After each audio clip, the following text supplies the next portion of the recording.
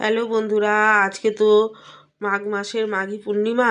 সেই জন্য আমরা মন্দিরে চলে এসে আগে গোপাল সোনাদের ঘণ্টা বাজিয়ে তুলে তাকে খাইয়ে দিই। এবার সব গোপাল সোনা, রাধা কৃষ্ণ সব ঠাকুরকে এক এক করে স্নান করিয়ে দিচ্ছি, দিয়ে মুছিয়ে নিয়ে বসিয়ে দিচ্ছি সব ঠাকুরকে। তারপর ঠাকুরমশাই এসে গেছেন, তারপর এক এক করে ঠাকুরমশাই ফুলমালা পরিয়ে দিয়ে এবার পুজো শুরু করে দেবে।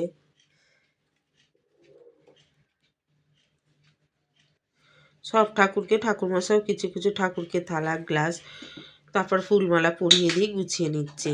এদিকে আমার যা সিন্নি মাখিয়ে নিয়েছে, তারপর আমি এদিকে ফল কেটে দিয়েছি। দেওয়ার পরে এই যে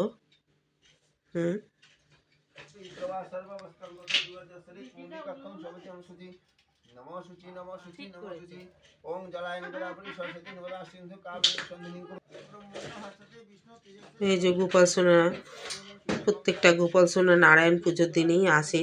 তা প্রত্যেক মাসের পূর্ণিমাতে সব গোপালগুলো একসাথেই থাকে। এই যে রাধাকৃষ্ণ, লক্ষ্মী নারায়ণ সব ঠাকুরকে ঠাকুরমশাই এক এক করে পুজো দিয়ে নিচ্ছে।